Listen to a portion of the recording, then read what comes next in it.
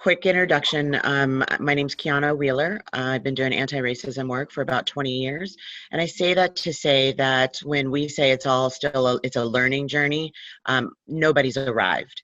Nobody has arrived. Nobody has even doing this for 20 years as racism is like water. When you dam it up in an area, it finds a different route. It finds a different language. It finds a different example. And so nobody has captured the market on how to discuss anti-racism. I say that to say, have a little grace for yourselves, and just speak from your humanity, from your truth. One of the things that racism does is asks us to separate our humanity from logic. So for instance, we can see why folks were so pained about the orca whale that was carrying its baby for a week after it died. But at the exact same time, folks were being put in cages at the border, and people could not connect that those two things, both through humanity, were asking us to put legislation and logic before human beings, right? And so that's what racism does to us. And so just speak from your humanity, from your truth. One of the things that is very important about today is that we have a lot of folks.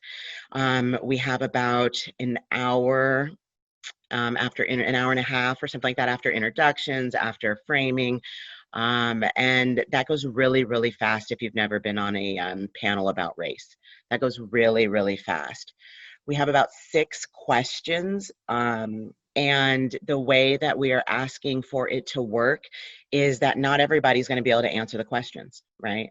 So I'm going to give you all the questions right now. If one of them sparks you, that's where you'll be like, hey, I want to talk about that. Otherwise, we're going to ask things like, folks who haven't responded yet, or if you are white, this question from this frame of reference is this.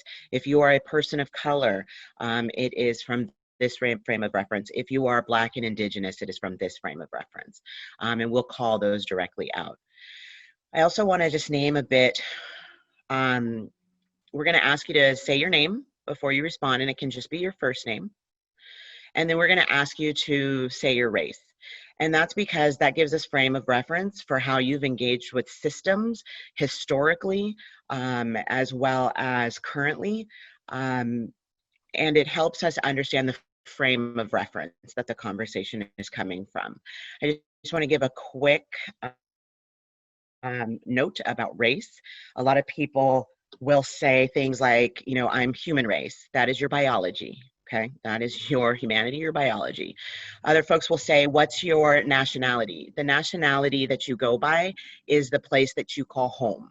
So my nationality is American, right? And so I love to mess with people when they're like, what's your nationality? It's American, because you actually are just uncomfortable saying the word race, right? Other folks will say, well, what's your ethnicity? As an example, my ethnicity, my father is Italian by ethnicity. He is white by race. When you fill out forms on whatever it is, census, college apps, application to the gym membership, we don't have these problems filling out those boxes. And that's where I want you to be today, right? It is not offensive to say the word white. Folks often say Caucasian. Caucasian is an ethnicity from the Caucasus Mountains. Those people are actually brown. And so it's really important that we understand that Caucasian was one of those words that got wrapped into our language historically to prove that people were white.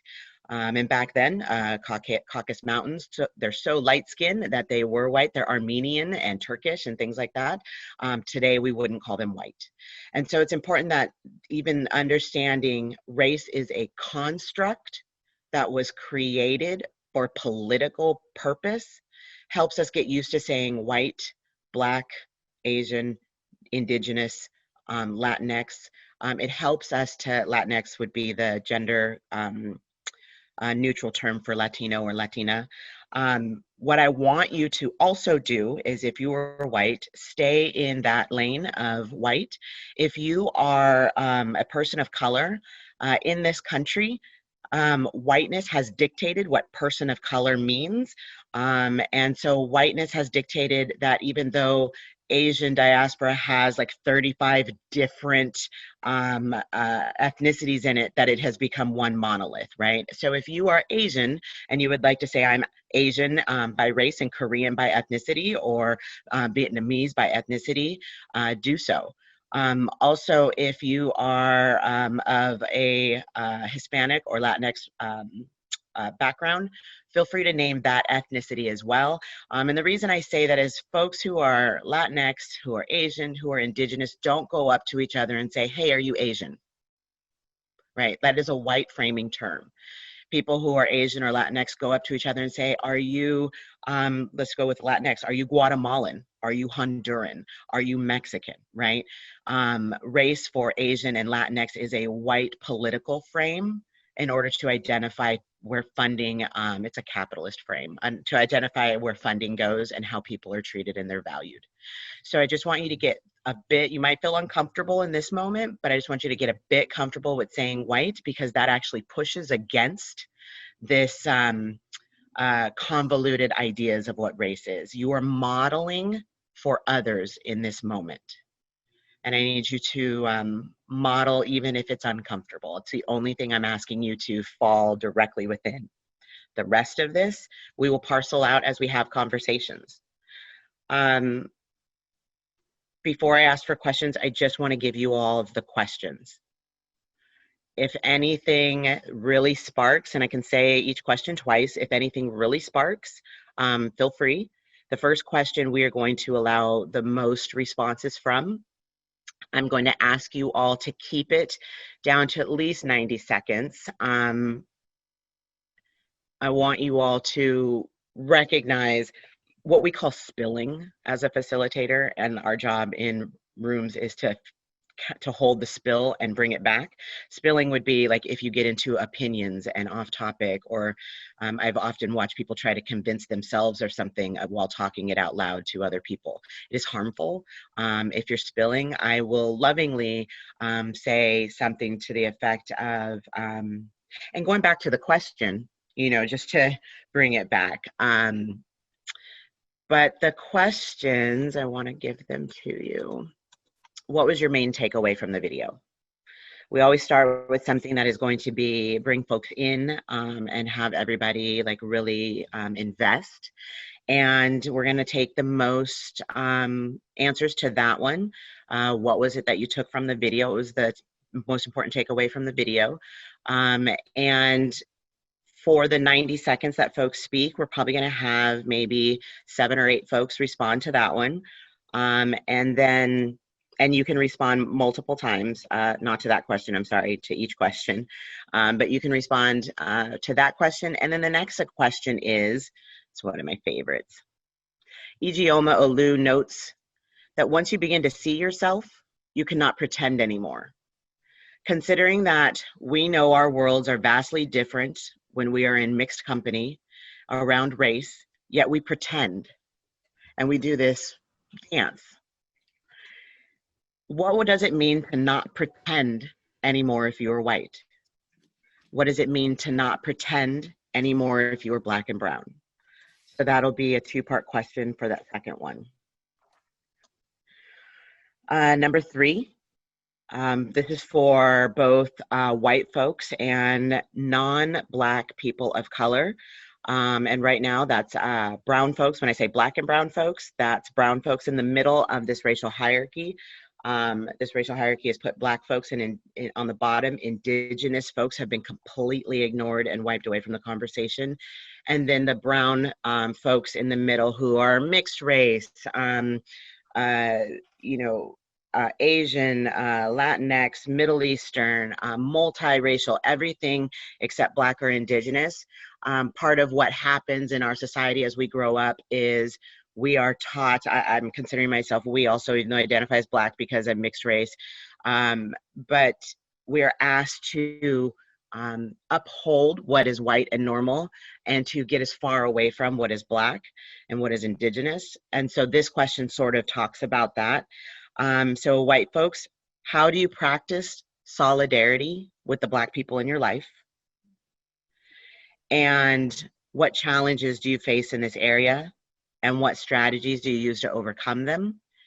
And that's the same question for the brown folks in the POC category. How do you practice solidarity with the Black folks in your life? Think about this moment during George Floyd.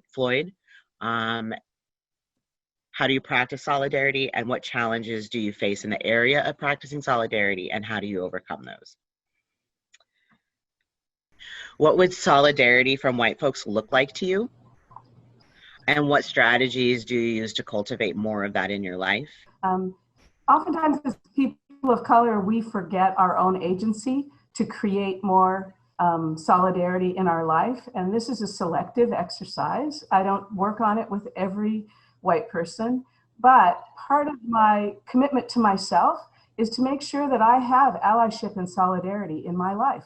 It's a hard thing sometimes to manage, but it's a good thing to think about, because again, the way society is set up, it doesn't produce for us automatically what we need. It just doesn't. That's why we're here to talk about racism. It tends to produce things that are harmful to us much more frequently than it produces things that are helpful to us. So solidarity and allyship are things that we actually need in order to address racism. And so I take on a little bit of that. And I think that's a different way of thinking about it, but I need it. So sometimes you have to get it for yourself. I think I have, Darlene, can you introduce yourself? Sure. I'm Darlene Flynn. I'm the Director of Race and Equity for the City of Oakland, but I am a native-born Seattleite. So I've only been down here in Oakland for about 3.5, going on 4 years. And I'm so delighted to be working with Anita and Kiana again. It's really, really wonderful. Thank you for inviting me. Thank you, Darlene. Can I clarify the question? I think I wrote it wrong. Oh, I see. I'm not looking at it. Sorry. Oh, sorry. It says, what would white people racial solidarity look like to you? I think I wrote that wrong. No, that's what would white racial solidarity? How do I know when it's present in my life? What would it look like? Thank you. Yeah, you got it. So, and I know it's 11, Anita. Yes. There's one more question, but I know it's 11. Y'all will be in the groove by the time we get to the later questions. You can go ahead and do the fifth question. I'm putting them in the chat. Oh, wonderful. There's actually 2 more, sorry. What does it mean to be committed to fighting injustice? What is your work as a white person fighting injustice, as a person of color, as a Black or Indigenous person? And the last one is, what might you do going forward to challenge systemic racism?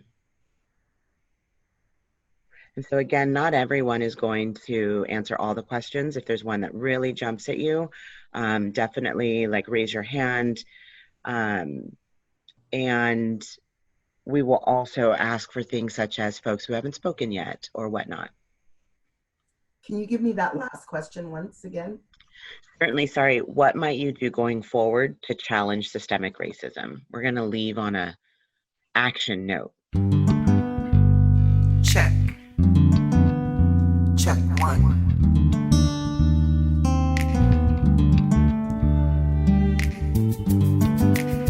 The truth is loud. Do you hear me? The truth is loud. Da, da, da, da, da, da, da. The truth is loud. Do you hear me? The truth is loud. Da, da, da, da, da, da, da. Can you hear me?